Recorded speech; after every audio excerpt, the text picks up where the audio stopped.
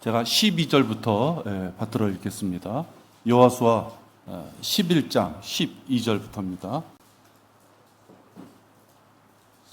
여호수아가 그 왕들의 모든 성읍과 그들의 모든 왕을 취하고 칼날로 그들을 쳐서 완전히 멸하였으니 주의 종 모세가 명령한 대로더라. 그러나 여전히 든든하게 서 있는 성읍들에 대해서는 여호수아가 불태운 하솔 외에 이스라엘이 그것들 중 아무것도 불태우지 아니하였더라. 그런데 이 성읍들의 모든 탈취물과 가축을 이스라엘 자손이 자신들을 위하여 전리품으로 취하고 모든 사람을 그들이 칼날로 쳤으니 그들이 호흡이 있는 자는 하나도 남기지 아니하고 멸할 때까지 하였더라. 주께서 그의 종 모세에게 명령하신 대로 모세도 여호수아에게 명령하였으며 여호수아도 그렇게 명하였으니 그가 주께서 모세에게 명령하신 모든 것을 하나도 행하지 아니한 것이 없었더라. 이렇게 말씀합니다. 무엇인가 여호수아는 완벽하게 명령을 받은 대로 일을 처리했음을 알 수 있는 구절이었습니다. 명령하신 모든 것을 행하라. 오늘 말씀의 제목입니다. 기도하겠습니다. 하나님 아버지, 무더운 날씨에도 저희 모든 지체들을 지켜주셔서 오늘 주님을 사모하는 마음에 이 자리에 함께하였습니다. 말씀을 통하여 주시는 이 귀한 진리의 지식들을 마음에 잘 새기고 또 그것들을 통하여 한 주간 또 우리가 생활할 때에도 큰 원동력이 되고 힘이 되는 진리의 말씀이 되도록 인도하여 주시옵소서. 전하는 자의 입술에 파수꾼을 세워주셔서 올바른 말씀만이 전파될 수 있도록 인도하여 주시옵시며 또 듣는 우리 모든 지체들도 마음의 문을 활짝 열고 주님의 말씀을 가슴팍에 잘 새겨들을 수 있도록 인도하여 주시옵소서. 주 예수 그리스도 이름으로 기도했습니다. 아멘. 오늘 본문은 여호수아가 전쟁을 치르는 동안 어떻게 그가 완전한 승리를 이루었는가 하는 것을 알 수 있는 구절입니다. 한마디로 여호수아는 만군의 주이신 하나님께서 명령하신 것을 철저히 준행했기 때문에 승리를 갖게 된 것입니다. 명령하신 것을 상황에 따라서 때때로 각색해서 받아들이지 않았다 하는 것입니다. 여호수아도 우리랑 똑같은 그런 사람이었습니다. 따라서 뭔가 판단이 들었을 거고 뭔가 의심도 들었을 수 있죠.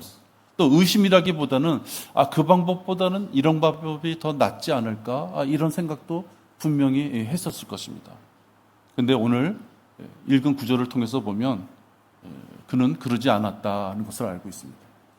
명령하신 것을 빠짐없이 다 행했던 것을 보게 됩니다. 우리 성도들도 하나님께서 주신 이 명령, 결국은 말씀이죠. 이 말씀에 대해서 온전히 순종하게 됐을 때 사람의 생각으로는 불가능한 것처럼 보이는 일도 그러한 영적 전쟁에서도 승리할 수 있습니다. 지금 나에게 꼬여져 있는 많은 일들, 사람과의 관계에 있는 이 얽혀 있는 일들, 부모나 배우자나 자식하고 보이지 않는 신경전을 벌일 수밖에 없는 그런 일들, 도저히 어디선가 해결책을 찾을 수 없을 것 같은 그러한 일들도 하나님의 명령을 온전히 순종했을 때 사람의 생각으로는 상상할 수 없는 것들이 해결될 수 있다 하는 것을 우리가 알아야만 됩니다. 영적인 풍요나 생활 속의 어떤 필요를 충족받기를 원하는 마음이 있다면 하나님의 말씀에 순종할 수 있어야 됩니다. 하나님께서 우리에게 주신 명령을 분명히 우리가 알고 있음에도 불구하고 그것을 행하지 않으면서 그것을 요구하고 그것을 희망한다면 그것은 잘못된 것이죠. 그건 잘못된 것입니다. 하나님께서 명령하신 모든 것을 행하기 위해서는 첫째로 하나님의 명령에 군말 없이 순종해야만 됩니다. 명령에 반하는 사람의 생각이나 어떤 자기의 이것은 잘라 버려야 되는 것이에요.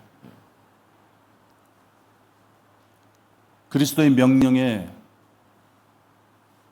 어떻게 내가 순종하며 나갈 것인가 하는 자에게 가장 어려운 점은 군말을 하는 데 있어요. 그 군말은 자기가 생각하기에는 타당성이 있는 것처럼 보이는 것이죠.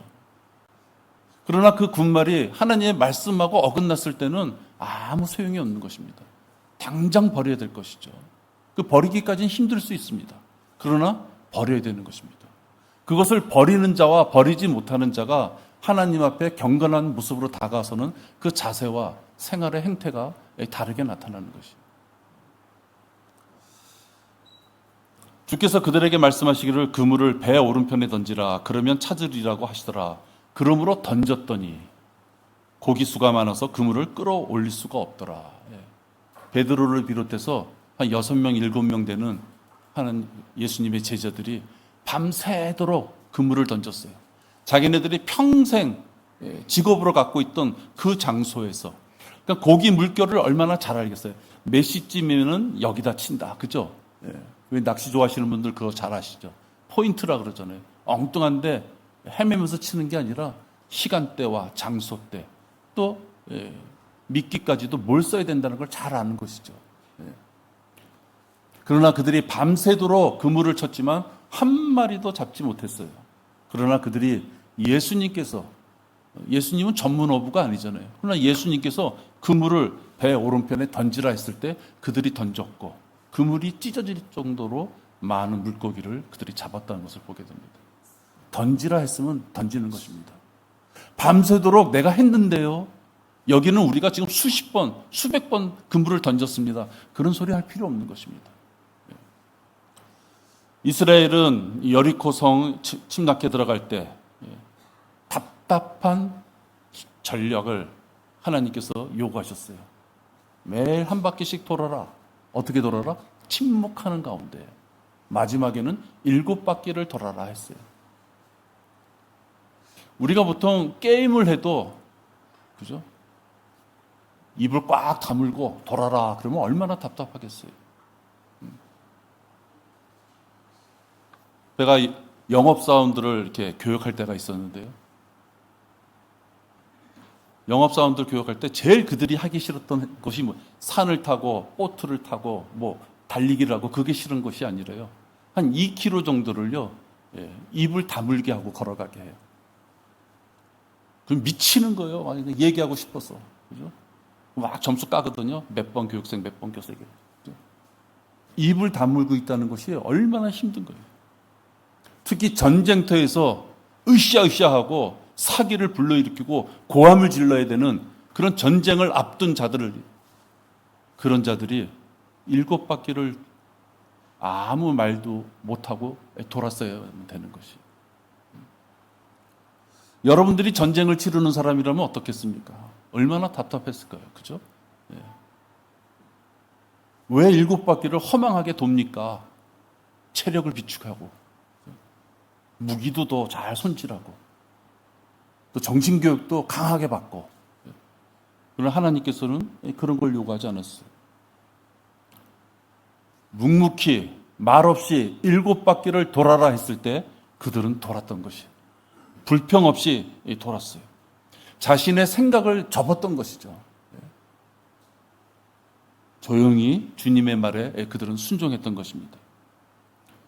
주님께서는 그들에게 침묵하라는, 너희들이 할 수 있는 게 아무것도 없다는 것을 보여주시면서 그들 앞에서 360도 성벽이 무너지는 것을 그들에게 보여줍니다.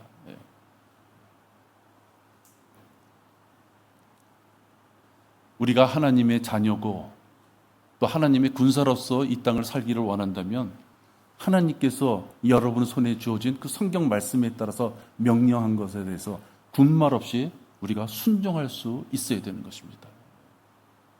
어떤 거는 내가 감당할 수 있는 말씀이기에 그 말씀에는 순종하고, 어떤 건 내가 감당할 수 없는 말씀이기에 차마 그 말씀 틀렸다는 말씀은 못하고 이런저런 궁시렁거리면서 그 말을 회피한다면 하나님께서 허락하시는 우리에게 주신 그 말씀을 다 실행할 수 없는 것입니다. 만일 누가 너에게 묻기를 어찌하여 그것을 푸느냐고 하면 너희는 그에게 주께서 그것을 쓰신다고 말하라고 하시니라. 이제 예수님께서 나귀 새끼를 가져오라 하실 때의 말씀이에요.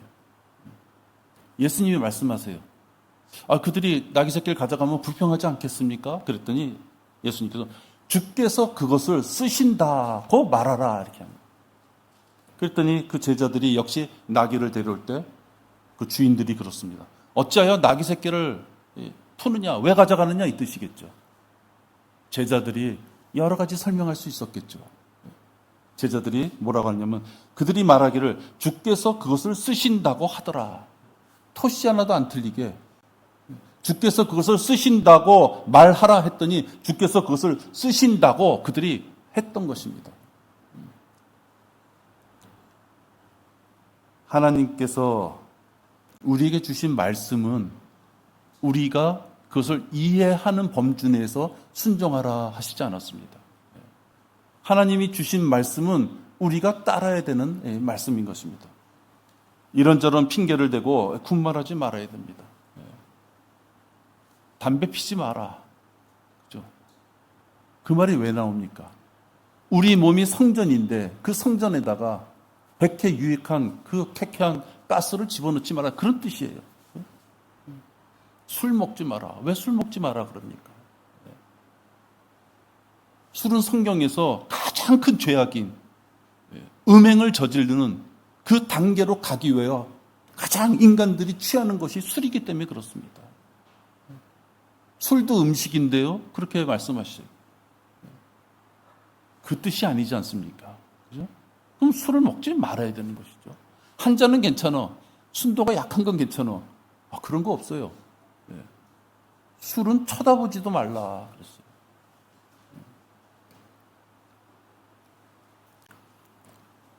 내가 취미생활을 하다 보니까 주님 앞에 다가가는 기도와 경배, 말씀에 대해서 또는 교제에 대해서 내가 기회가 없다. 그럼 그것은 버려야 되는 것이죠. 내가 게임을 하다 보니까 너무 난해하고 너무 퇴폐적이고 너무 폭력적인 것을 내 눈에 너무 많이 노출시킨다. 그럼 게임을 하지 말아야 되는 것이죠. 그죠? 여러분들 잘 아시다시피 어떤 청년이 우리 교회 왔었잖아요. 새벽까지 음란물 게임했잖아요. 못 고치는 거예요. 왜? 남잔데 좀 할 수 있지 않을까요? 그 생각이 있으니까 못 고치는 거예요.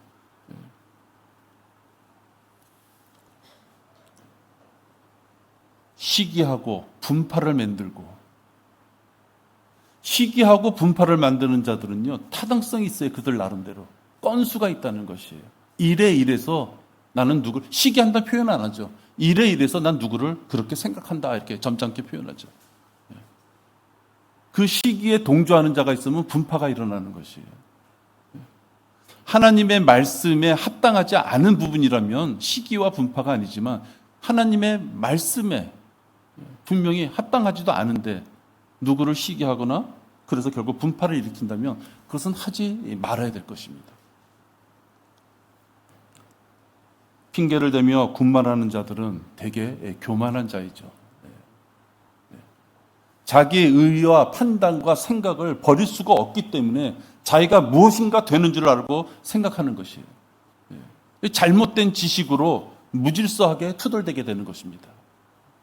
만일 누군가가 다르게 가르치며 건전한 말씀, 곧 우리 주 예수 그리스도의 말씀과 경건에 따른 교리에 일치하지 아니하면 그는 교만해서 아무것도 아는 것이 없고 다만 질문과 언쟁만을 좋아하는 자니 거기서 시기와 다툼과 악담과 사악한 의심이 생긴다. 이렇게 말씀합니다.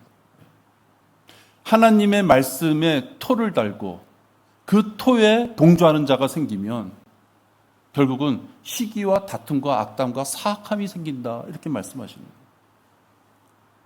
명령하신 모든 것을 행하고자 한다면 말씀의 질에 겁을 먹고 도망갈 필요가 없습니다. 혹시 이렇게까지는 하지 말고 더 편하고 혹시 쉬운 방법이 있을까? 여기저기 책자나 유튜브에 다른 목사 찾아다닐 필요 없습니다. 일을 복잡하게 엉뚱하게 만들 필요가 없는 것이에요. 하나님의 말씀에 온전히 순종한다는 것은 그냥 그대로 한다 이 뜻입니다. 단순함이에요. 우주를 창조하신 하나님께서 예수님을 통하여 또는 바울과 같은 자를 통하여 우리에게 주신 말씀에 대해서 우리의 생각으로 그 말씀에 대해서 이런저런 비평을 한다는 것은 참으로 어리석은 것이다 하는 것입니다. 자기가 고생하지 않고 행할 수 있는 적당한 말씀을 어디선가 찾고자 한다면 그것은 분명히 헛고생이다 하는 것이에요. 하나님의 명령에 군말 없이 순종할 수 있어야 됩니다. 이유를 찾지 말아야 되는 것이에요. 그 이유를 찾다 보면 자기 마음에 말씀에 대한 배타적인 마음이 생겨서 그 다음부터는 순수한 마음으로 하나님의 말씀을 대할 수가 없기 때문에 그렇습니다. 두 번째입니다. 명령하신 모든 것을 행하기 위해서는 부분적인 순종은 순종이 아니라 악이다 이렇게 말씀합니다. 하나도 안 하는 사람보다 그래도 50%는 했으니까 그거는 참작해 주시겠지. 여러분 그렇게 생각하시면 안 됩니다. 하나님은 100을 하라고 주셨는데 50을 못한 것을 생각해야죠. 내가 그래도 다른 사람보다 조금 더 했어. 그러니까 난 이 정도면 충분해. 여러분 큰일 날 생각인 것이에요. 선택적으로 믿음의 생활을 하려는 자는 불순종하는 자와 같다. 징계를 받을 것이다 하는 것입니다. 대표적인 사람이 있죠. 사울 왕입니다. 출애굽 때 이스라엘을 괴롭힌 족속이 있었어요. 아말렉 족속이죠. 아말렉 족속. 하나님께서는 그들을 영원한 원수로 간주하셨습니다. 왜냐하면 그런 전쟁 의사가 없는 이스라엘 민족이 광야를 이렇게 통과해 지나올 때 의도적으로 공격을 해왔어요. 하나님께 도전한 것입니다. 하나님께서는 아말렉 족속을 원수로 여기고 전멸 또는 진멸하라, 완전히 죽여라고 하나님의 명령을 내리셨습니다. 그러니까 아말렉 족속은 하나님 앞에 완전히 저주받은 족속이에요. 그래서 사무엘은 사울에게 그 명령에 따라서 그렇게 전합니다. 여러분 사무엘상 15장 3절입니다. 사무엘은 당연히 하나님의 말씀에 따라서 사울에게 그렇게 행하라고 말씀을 전했어요. 사무엘상 15장 3절입니다. 아말렉을 치되 그들이 소유한 모든 것을 완전히 멸하여 그들을 남겨두지 말지니 남자와 여자, 아기와 젖먹이, 소와 양, 낙타와 나귀를 다 죽이라 했습니다. 나만 할 게 없다는 뜻인 것 같아요. 그죠? 오늘 우리 여호수아 11장 12절에서 쭉 읽어 내려올 때 여호수아가 그렇게 했잖아요. 그죠? 모든 성읍과 그들의 모든 왕을 취하고 칼날로 그들을 쳤고 완전히 멸하였다. 이 여호수아가 행한 것이 모세가 명령한 대로였다 말씀합니다. 이 성읍들의 모든 탈취물과 가축을 이스라엘 자손이 자신들을 위하여 전리품으로 취하고 모든 사람을 그들이 칼날로 쳤으니 그들이 호흡이 있는 자는 하나도 남기지 아니하고 멸할 때까지 하였더라. 여호수아는 하나님이 행하라고 한 대로 명령하신 대로 충실하게 이행했던 거예요. 이거를 요즘 세대 사람들이 너무 잔인하다, 이렇게까지 할 필요가 있을까 이런 생각을 할지 모르지만 하나님께서는 명령하셨고 그 명령하신 대로 여호수아는 행했고 여호수아는 가나안 땅에 승리자로서 입성하게 된 것이에요. 그 반면에 사울은 그렇지 못했죠. 지금 사무엘상 15장 3절에서처럼 남자, 여자, 아기, 젖먹이, 여러분 아기, 젖먹이 이 부분을 일부러 하나님께서 넣으신 거 아니에요. 그죠? 그냥 죽이라 정도가 아니라 아기와 젖먹이까지. 그죠? 우리 아기들을 키우는 다 우리 자매님들은 다 경험이 있으시겠지만 그 아기와 젖먹이까지도 다 죽이라 했던 것입니다. 사울은 그걸 따르지 않았습니다. 딴 마음을 가졌어요. 순종하는 척했지만 하나님이 하신 그 명령에 온전히 순종하지 않았습니다. 멋대로 긍정적 사고방식을 발휘한 거예요. 다 죽이느니 쓸만한 것은 좀 건지면 더 효율성이 있지 않겠는가. 사람의 생각으로는. 왜 다 죽여 억울하게. 쓸만한 것들은 선택해서. 그는 아말렉의 왕 아각과 양들 소들 중에서 하나님께 제물로 드리기에 좋다고 생각하는 그럴싸한 구실로 가장 좋은 것은 남겨두고 천하고 쓸모없는 것만 멸하는 것이에요. 이게 사람의 생각인 것이에요. 선택적인 부분 순종만 행한 것입니다. 만약 사울이 하나님을 위하는 척이 아니라 진정으로 그가 하나님을 위해서 그렇게 했다 하더라도 부분적인 순종은 하나님 앞에 거역한 죄를 짓는 것입니다. 하나님을 진정으로 위해서 그렇게 행했다 하더라도 그것은 거역의 죄예요. 하나님의 명령에 거역하는 것은 불과 유황이 타는 불못에 떨어지는 마법하는 죄와 같다. 왜? 거역의 죄가 마법의 죄와 같다 하는 거죠. 그래도 대부분 다 죽이고 쓸만한 것만 좀 건졌잖아요. 그것이 아니라는 거예요. 말씀에 거역하는 죄, 부분적인 순종하는 죄, 불못에 떨어지는 죄와 같다라고 말씀합니다.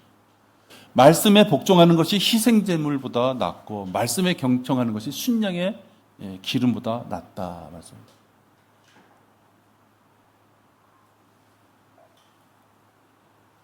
우리의 몸을 산 제물로 드려라 하는 것입니다. 생각과 이상과 어떤 관념적인 면에서 기도 시간에만 하나님 앞에 드린다는 것이 아니라 실제 삶 속에서 우리의 몸을 24시간 주어진 그 하루 중에서 내 몸을 하나님과의 교제를 위해서 드려지느냐 하는 것입니다.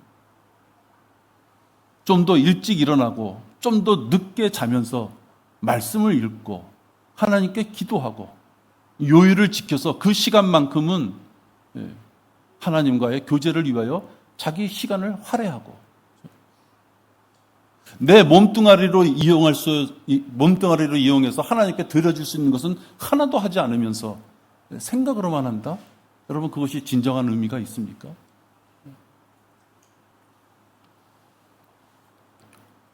그리스도인에게 있어서 이 아말렉은 말이죠.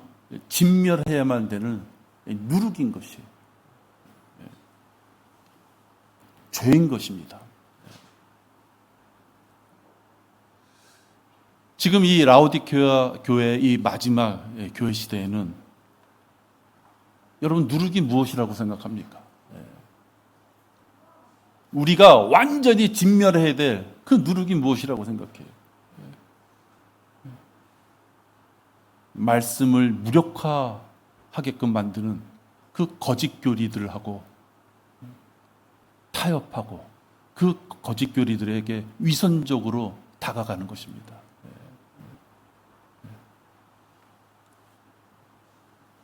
누룩은 우리에게 한 번에 전쟁만 일으키지 않습니다. 파도처럼 막 다가오는 것이 큰 파도도 있지만요, 잔잔하게 마치 수영할 때 잔잔한 파도는 즐기잖아요. 큰 파도는 도망가지만 잔잔한 파도는 즐겨요. 누룩이 이렇게 들어올 때 그 누룩이 우리의 입맛을 맞춰주면서 들어와요. 하나님 말씀대로 살려니 자기를 깎아내려야 되고 자기의 의를 죽여야 되고 자기의 생각을 버려야 되고 성경 말씀을 읽어야 되고 기도 시간을 확보해야 되는데 누룩이 자꾸만 들어옴으로써요. 그런 시간과 그런 여건들을 자꾸만 깎아내리는 거예요. 그걸 즐기면 안 된다 하는 것이죠. 그런 누룩이 들어올 때 누룩과 타협하면 안 되는 것이에요. 타협을 할 때 위선을 떨면 안 되는 것입니다. 자기가 못했으면 하나님 앞에 자백하고 내가 기도를 못했습니다. 내가 말씀을 못 받습니다. 내가 교제를 못했습니다. 내가 복음 전파를 못했습니다. 라고 자백하고 그 다음에는 그걸 할 수 있는 방향으로 나가야지. 할만하지 못했으니까 못한 거 아시죠? 그저에게 개선은 없는 것입니다.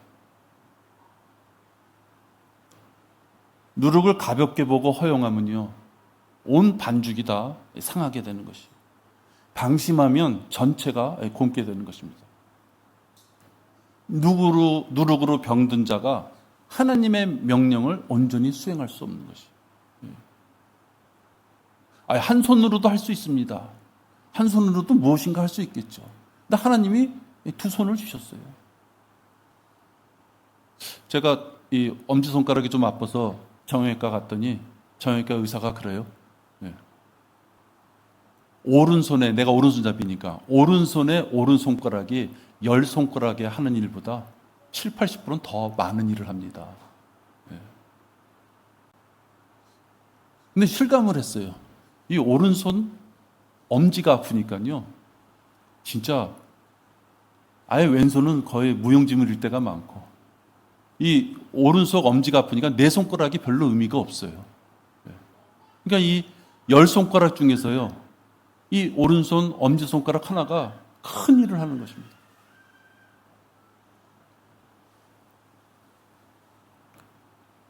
이 오른손 엄지 하나가 병들면 모든 활동이 위축되고 주저앉는 것이에요. 우리가 생각하기에는 많은 지체들 가운데 나는 그 중에 하나다라고 생각할지 모르지만요, 우린 지체고 한 영이기 때문에 누군가의 아픔이 오고 누군가의 기쁨이 오면요, 우리 전체가 그것을 마음속에 충격으로 와닿는 거예요. 나 하나 정도는 괜찮겠지, 그 생각은 큰일 나는 거예요. 왜? 그를 위하여 기도하는 자가 여러 명인 것이에요. 안타네를 딱 세우고 그가 이 위기를 이겨낼까, 그가 이 질병으로부터 하나님 앞에 멀어지는 일은 생기지 않을까, 그가 그 가정일로 하나님 앞에 낙담하지는 않을까 기도합니다. 왜? 마귀가 가만히 있지 않다는 걸 알기 때문에. 우리가 받는 그 고난의 많은 것 뒤에는 현실적으로 마귀가 지배하는 것들이 많기 때문에 그렇습니다. 그러니까 우리가 그걸 아니까 누군가가 어려운 환경이 있으면 그 어려운 환경에 왜 빠졌을까라고 탓하는 것이 아니라 그 환경을 이겨나게끔 우리가 기도해 주는 것이잖아요. 우리 모두가 엄지손가락인 거예요. 그것을 절대로 놓치면 안 되는 거예요. 하나님께 우리가 간구한다면 우리의 기도에도 위선과 타협이 들어가지는 않았나 생각해 봐야 됩니다. 내가 하나님 앞에 드리는 그 기도, 거기에, 심지어 거기에도 위선과 타협이 들어가지 않았나 생각해 봐야 됩니다.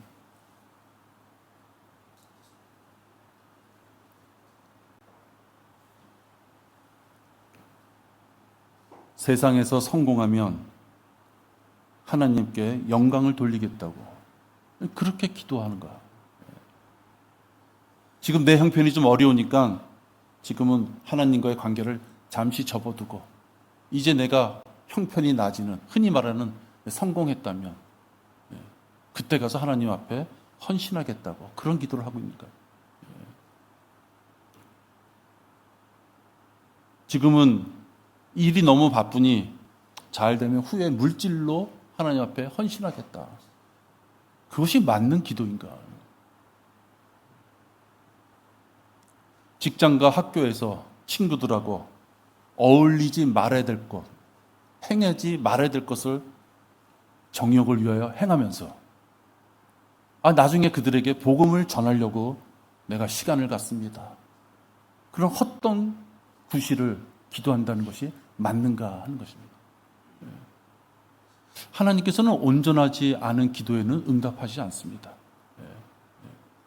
마음의 중심을 보시는 것이죠. 이런 것은 다 육신의 정욕, 안목의 정욕, 생의 자랑입니다. 그것들을 위하여 하나님 앞에 기도하는 것까지도 위선과 타협에 혼합이 돼가지고 기도하면 안 되는 것입니다. 사울 왕처럼 변명을 해대면서 위선과 타협으로 말씀을 온전히 행하지 않는 것의 대가는 이 비참한 징계예요. 여러분, 말라키 2장 9절 보시기 바랍니다. 여기 보시면 말라키 2장 9절인데요.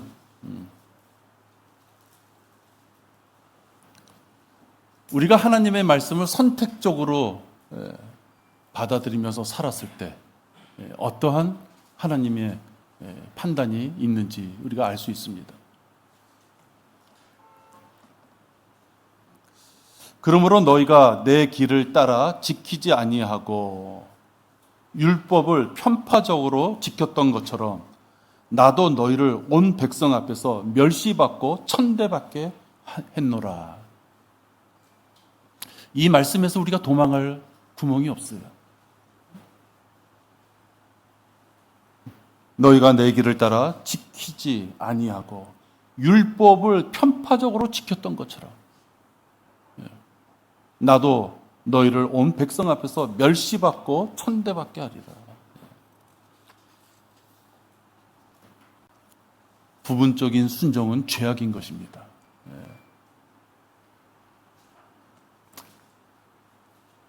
하나님께서는 인간들에게 율법을 주셨어요. 그러나 그 율법을 인간들이 다 지킬 수 없음도 하나님이 아셨습니다. 그래서 그 율법을 완성하기 위하여 한 분을 보내신 것이에요. 예수 그리스도가 이 땅에 오신 이유는 율법을 완성하기 위해서요. 그 율법이 무용지물입니까? 아니죠. 율법이 있기에 죄를 알 수 있는 것이에요. 하나님께서는 죄가 무엇인지를 알려주셨어요. 그게 율법이에요. 그러니까 육신의 더러운 성품을 가진 우리들은 율법을 100% 지키며 살 수가 없어요.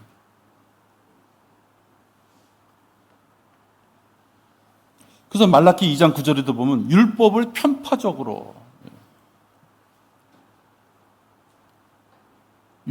편파적으로 지키자는 멸시와 천대를 받게끔 되어 있다. 이게 구약의 율법적인 징계예요. 지금은 우리는 어떻습니까? 우리도 하나님의 말씀대로 경건한 삶을 살고 싶어서 많은 노력을 하죠. 실질적으로 보면 육신의 성품이 순간순간 나타나고 우리를 괴롭히기 때문에 말씀대로 살지 못할 부분들이 나오는 것이에요.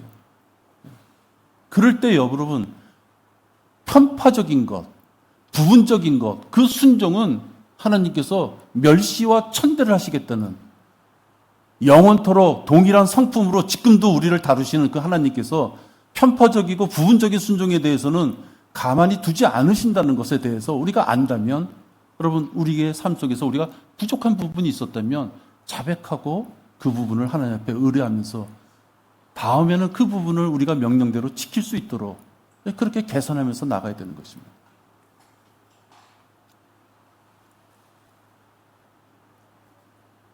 다소 자기의 부족함으로 해서 오는 부분들을 여러분들 타협하지 마셔야 됩니다.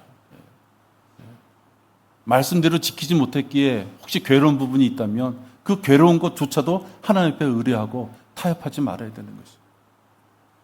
명령하신 모든 것을 행하라. 세 번째입니다. 명령하신 이 교회 사역을 다 달성하기 위해서는 예수 그리스도께서 교회의 머리가 되시는 그 교회에서 신앙생활을 시작해야 됩니다. 예수 그리스도께서 교회의 머리가 되시는 그 교회에서 믿음의 생활을 하셔야 되는 거예요. 그렇지 않으면 하나님께서 우리에게 주신 그 명령을 다 순종할 수 없는 것이에요. 교회의 머리는 선출직인 교단의 총회장이 아닙니다. 교회의 머리는 예수 그리스도이시에요. 총회장이라는 것이 어떤 사람이 됩니까? 대부분 선거의 결과는 말이죠. 그 총회장으로 나온 후보들이 어느 교회에 있느냐, 그 교회의 재정이 어느 정도 되느냐에 따라서 정해지는 것이에요. 선거 비용을 충당할 수 있는 대형 교회 목사들이 돌아가면서 하는 게 실질적으로 교단의 총회장이에요. 그러나 대부분의 교인들은 예수 그리스도께서 교회의 머리 되신 부분을 잘 실감을 하지 못합니다. 그 부분을 읽어도 그냥 이건 영적인 거야 이렇게 넘어가는 것이죠. 그 영적인 것을 교단이 이어받아서 다루시는 거겠지 이렇게 생각하는 것이에요. 이 영적인 부분만 있는 것이 아니에요. 실질적으로 그 교회의 머리는 예수 그리스도이신 거예요.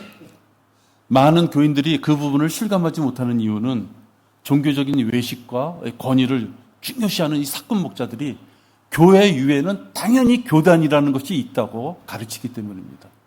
의심조차도 못하게 하는 것이에요. 왜? 모든 교회가 교단이 있기 때문에 그렇습니다. 교단에 차이가 있다는 것이지 교단이라는 그 위치가 하나님 앞에 정해진 것이 아니라는 것을 그들은 알지를 못하는 것이에요. 몸은 머리로부터 햇빛과 물과 영양분을 공급받아야 됩니다. 여러분 에베소서 4장 15절 16절 보십시오. 에베소서 4장 15절 16절입니다.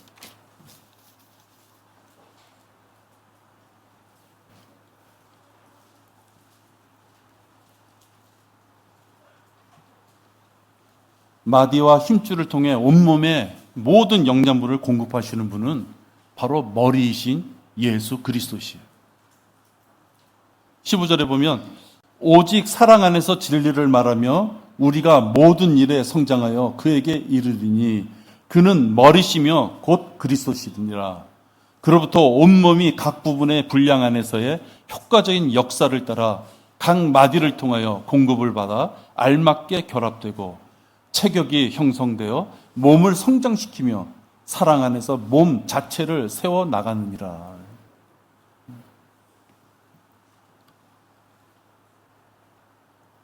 예수 그리스도는 의의 태양이십니다. 생명수이셔요. 생명의 빵이십니다.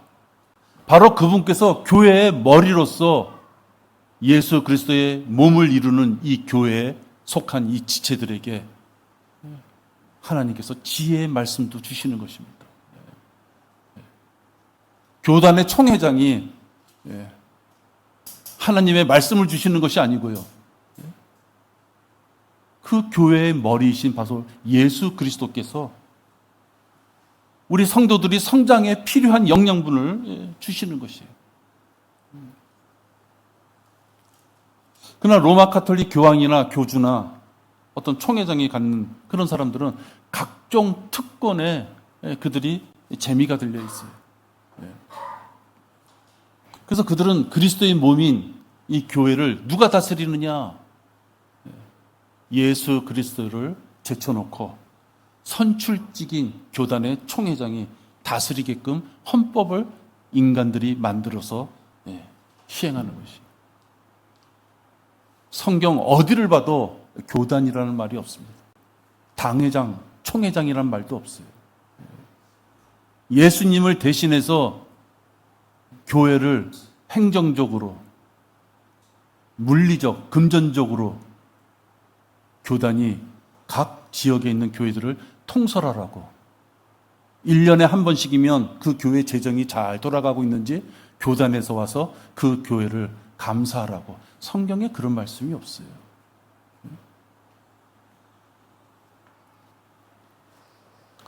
예수 그리스도께서 교회의 분명히 머리라고 하셨는데 그럼 총회장이 예수님의 직무 대리입니까?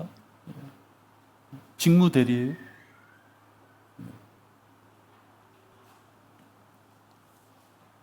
성경에는 예수님을 대신할 어떠한 직분을 가진 자나 그 조직이 없습니다. 그들이 만들어서 예수님의 자리를 탈취했죠. 그들이 만든 헌법이라는 것이 무엇입니까? 그들이 교단에서 지켜야 되는 그 규정이라는 것이 무엇이에요? 친목회가요, 회비를 걷어가지고 뭔가 좀 하기 위해서는요, 조직을 만들어야 되는 거예요. 그 조직을 만들고 친목 회원들끼리 투표해서 그 친목회 회장 뽑는 거예요.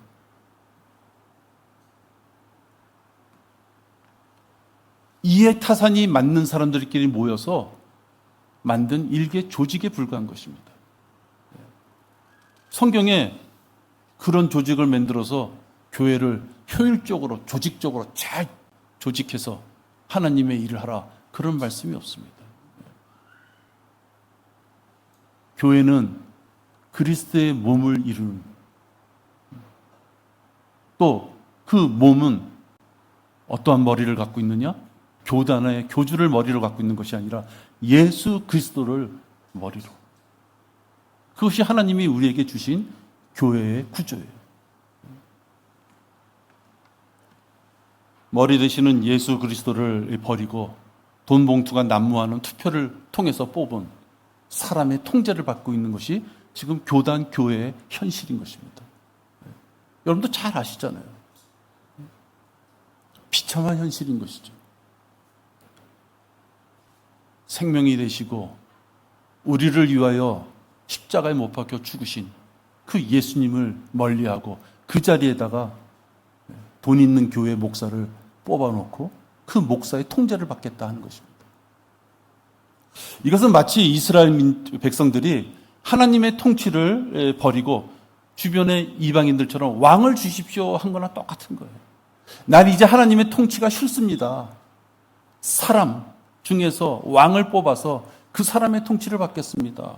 그거랑 뭐가 다릅니까? 예수 그리스도의 위치를 그들이 지워버리고 거기다가 사람이 뽑은 한 사람을 앉혀놓고 그 사람의 통치로서 하나님의 일을 하겠습니다. 아무것도 틀린 것이 없어요. 사무엘상 8장 5절에 보면 그러한 자를 하나님께서 뭐라고 그러셨는지 말씀하고 있습니다. 사무엘상 8장 5절입니다. 그에게 말하기를 보소서 당신은 늙고 당신의 아들들은 당신의 법도대로 행하지 아니하니 이제 모든 민족들처럼 우리에게 왕을 세워 우리를 재판하게 하소서. 이제 사무엘 보고 하는 얘기죠. 모든 민족들처럼, 이방인들처럼 자기네를 선택받았다고 그렇게 우월감을 가졌던 그들이 이제는 하나님의 통치가 싫어서 개처럼 여기던 그 이방인들의 통치 방법, 그 정치 방법을 쫓아서 우리에게 왕을 세워 우리를 재판하게 하소서. 그러나 그들이 우리를 재판할 왕을 우리에게 주소서라고 말한 그 일이 사무엘을 불쾌하게 한지라. 사무엘이 주께 기도하였더니 주께서 사무엘에게 말씀하시기를 백성이 내게 말하는 모든 일에 있어서 그들의 음성에 경청하라. 그들이 너를 거역함이 아니요 나를 거역하여 나로 그들을 다스리지 못하게 하려는 것이라. 하나님이 정확하게 우리들에게 말씀을 주시는 것이에요. 하나님의 통치, 하나님의 말씀, 하나님의 그 말씀에 대한 권위, 그것을 버리겠다는 얘기죠. 근데 하나님이 어떻게 하셨습니까? 경청해줘라 이 뜻이에요. 하나님의 말씀에 온전히 순종하지 않고 지 멋대로 하겠다면 그대로 놔둬라 이 뜻이에요. 이것처럼 무서운 게 어디 있습니까? 나는 하나님을 찾아요. 우리가 살다 보면 얼마나 힘듭니까? 애타게 찾는다고요. 찾는데 하나님께서 고개를 돌려버리셔요. 얼굴을 돌리셔요. 그를 향하여 눈을 마주치지 않으셔요. 성경에 그런 것들 많잖아요. 그죠? 하나님의 말씀에 권위를 두지 않고 그 말씀에 지배를 받지 않고 그 말씀에 순종하지 않겠다면 갈 대로 가라고 놔두신다 하는 것이 신약 성경에도 많이 있지 않습니까?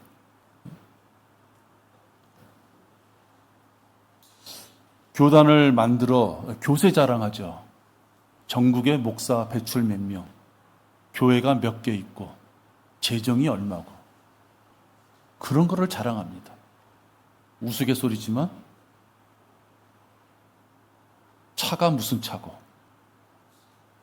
우리 총회장은 보디가드가 있고 여러분 그죠? 그걸 자랑해요. 유치하지만 그걸 자랑한다고요. 돈 자랑하는 거죠. 이렇게 이 세상의 물욕과 생애 자랑을 위하여서 교단이나 교회에 속한 그런 교회가 각종 불의에 휩싸여서 엉망진창이 되고 있다면 그런 혼란스러운 교회에 그것은 빨리 빠져나오셔야 됩니다. 옆에 있는 교회, 옆 동네 교회, 조금 멀리 있는 교회가 그런 일이 발생되면 야, 그 사람들 참 한심하다. 어떻게 그런 교회, 그런 교단에 속해 있냐? 그죠? 자기가 그런 일을 당하면요, 그렇게 또 생각을 안 해요. 그 목사가, 그 총회장이 그때 당시 그럴 만한 일이 있었어. 그럼 바보 같은 생각이죠. 하나님께서 허락하시지도 않는 조직을 만들고 거기다 사람을 세워서 그들이 하는 짓이라고 하는 것은 교세를 자랑하고 돈 자랑하면서 결국은 그것이 영원히 가지 못하잖아요. 계속 싸워서 터지고 골마서 악취를 풍기잖아요. 결국은 돈 때문에 싸우잖아요. 그런 데서는 빨리 빠져나와야 되는 것입니다. 머리가 없는 교회에서 하나님의 명령을 온전히 실행할 수 없습니다. 진리와 지혜를 공급하는 그 머리가 없는데 거기서 어떻게 하나님의 말씀을 온전히 따라서 그것을 수행할 수 있습니까? 오늘 이 설교로 인해서 교단에 거짓된 것을 인지하고 솔직히 받아들였다면 불의와 악행이 저질러지는 것, 거짓 교리가 난무하는 것, 그런 곳에서 적당히 눈 감고 살아가면 안 됩니다. 예수님께서도 초기 유대 사역을 위하여 예루살렘 성전에 올라갔을 때 제일 먼저 한 게 있어요. 예수님이 이제 첫 유월절을 맞이해서 예루살렘 성전에 가셨어요. 그때 제일 먼저 한 게 있어요. 어느 집안이든지 첫 아들, 첫 딸. 우리 성경에서도 제일 처음으로 언급됐을 때 그 단어가 어떤 의미로 사용됐는지에 따라서 성경에서 많은 부분을 해석할 때 큰 도움이 됩니다. 첫 언급의 법칙이다 이렇게 얘기합니다. 예수님께서도 유대 사역의 한 일환으로서 성전에 갔을 때 제일 처음 한 것은 성전을 깨끗게 하는 거였습니다. 성전을 깨끗게 하는 거였어요. 노끈으로 채찍을 만들어 그들 모두를 양과 소와 함께 성전에서 몰아내고 또 환전상들의 돈을 쏟고 상을 뒤엎으시며 비둘기 파는 자들에게 말씀하시기를 이것들을 여기서 가져가라. 나의 아버지의 집을 장사하는 집으로 만들지 말라 했어요. 뭔가 이렇게 거창하고 영적이고 눈에 보이지 않는 그런 부분이 아닌 것을 보게 됩니다. 벌써 예수님이 계셨을 때에도 그 성전에서 돈놀이 하는 자들이 있었던 것이에요. 환정상들. 요즘은 그래도 우리가 뭐 글로벌 세대다 이래가지고 환전한다 그러면 이제 부정적인 이미지가 좀 많이 없어졌지만 한때 여러분 제가 어렸을 때만 해도 환전한다 그러면 은행에서 환전하는 것보다도요 어디 갔는지 아세요? 동대문 시장, 도깨비시장 밑에 뭔가 떳떳지 못한 그런 이미지가 좀 있었던 거예요. 수요가 있었으니까 그런 분도 있었겠죠. 그죠?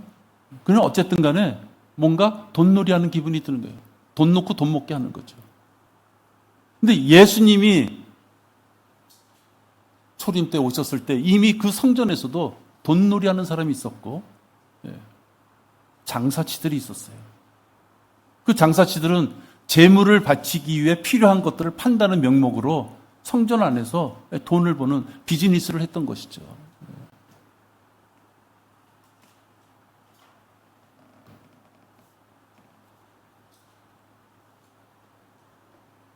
예수 그리스도가 나를 위하여 죽으셨다는 것을 마음속에 진정으로 받아들여서 그 예수님을 마음에 구세주로 영접한 자들, 그런 자들은 하나님의 말씀대로 믿음의 생활을 하기를 분명히 원하실 것입니다. 여기 있는 분 다 원하실 것이에요. 그러면 우리를 성전 삼아 주셨기 때문에 우리의 몸도 성전이다. 분명히 말씀하셨어요.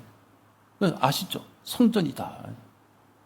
여러분의 마음속에 있는 것 중에서도 위선과 타협으로 점철돼서 내 성전을 더럽히는 것이 있다면 다 버려야 되는 것이에요. 이스라엘 민족들, 예수님이 초림하셔까지도 말씀하셨는데 그걸 그때까지도 그 사람들은 그 짓을 했냐? 그거 얘기할 거 아니에요. 여러분 마음속에 이미 성전이 지어졌고 거기에 성령님이 내주하 계신다고 말씀하셨어요. 여러분들 마음속에도 이 더러운 것이 있는지 찾아봐야 되는 것입니다. 돈 때문에, 이 세상 것 때문에 성전에 있어서는 안 될 것들이 내 마음에도 있는지 찾아봐야 되는 것입니다.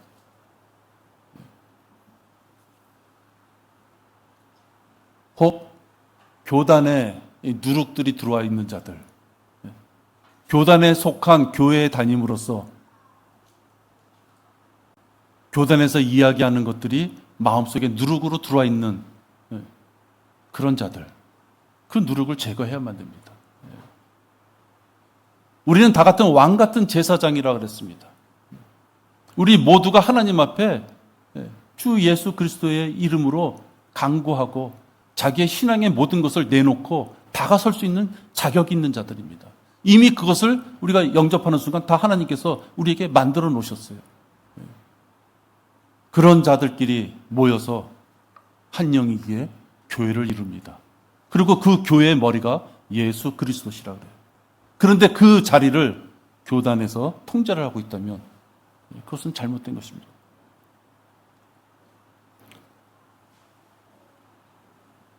예수 그리스도께서 우리를 위해 죽으셨다는 그 복음을 듣고, 은혜의 복음을 듣고 구원받은 자가 하나님의 말씀대로 살고 싶다 결단을 했다면 바른 성경과 바른 교리에 의해서 바른 행함을, 성도를 양육하고 복음 전파에 전념하는 그런 교회를 찾으셔야만 되는 것입니다.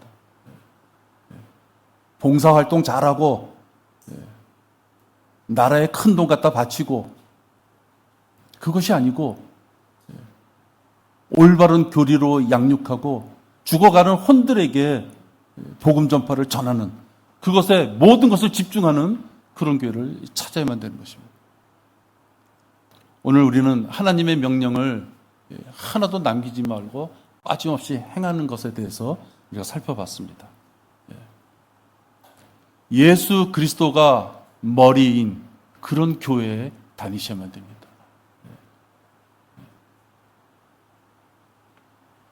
그런 교회에서 양육되고 그런 교회에서 하나님과 교제하는 가운데 여러분에게 다가오는 말씀이 있다면 군말 없이 그 말씀에 순종해야 됩니다.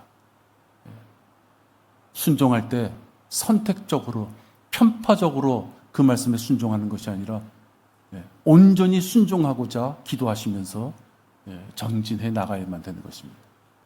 기도하겠습니다. 하나님 아버지,